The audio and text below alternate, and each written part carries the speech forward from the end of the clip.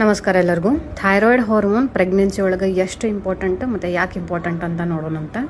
ಯಾಕೆ ಇಂಪಾರ್ಟೆಂಟ್ ಅಂತಂದ್ರೆ ಇದು ಮಗುವಿನೊಳಗಡೆ ಬ್ರೈನ್ ಡೆವಲಪ್ಮೆಂಟ್, ಬೋನ್ ಡೆವಲಪ್ಮೆಂಟ್ ಮತ್ತು ಉಳಿದಿದ್ದು ಎಲ್ಲ ಆರ್ಗನ್ ಡೆವಲಪ್ಮೆಂಟ್ಗೆ ತುಂಬ ಹೆಲ್ಪ್ ಆಗ್ತದೆ. ಬೇಬಿ ವೇಟ್ ಎಷ್ಟಿದೆ ಅನ್ನೋದು ಕೂಡ ಇದ್ರ ಮೇಲೆ ಡಿಪೆಂಡೆಂಟ್ ಆಗಿರ್ತದೆ. ಈಗ ಕಾಣಿಸ್ತಾ ಇರೋದ್ರೊಳಗಡೆ ತಾಯಿ ಒಳಗಡೆ ಹೈಪೋಥೈರಾಯ್ಡಿಸಮ್ ಆದ್ರೆ ಏನಾಗ್ತದೆ ಅಂತಂದ್ಬಿಟ್ಟು ಮೇಯ್ನಾಗಿ ಒಬೆಸಿಟಿ ಅಂದರೆ ವೇಟ್ ಜಾಸ್ತಿ ಆಗೋದು ಮತ್ತು ತುಂಬ ಸುಸ್ತಾಗೋದು ಮತ್ತು ಚಳಿ ಅಥವಾ ಬಿಸಿ ತುಂಬ ಬೇಗನೆ ಅವ್ರಿಗೆ ಚಳಿ ಆಗೋದು ಅದೆಲ್ಲ ಆಗ್ತಿರುತ್ತೆ.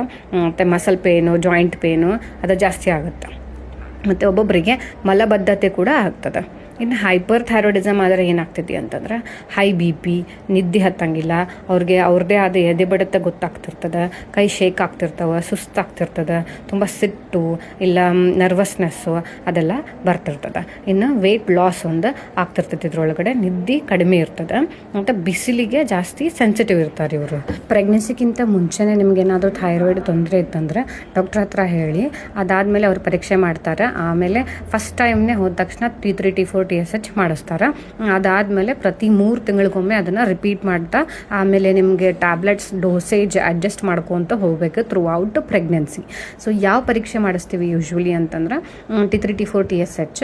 ಇದನ್ನು ಯೂಶ್ವಲಿ ಅರ್ಲಿ ಮಾರ್ನಿಂಗ್ ಮಾಡಿಸಿದ್ರೆ ಬಹಳ ಒಳ್ಳೆಯದು.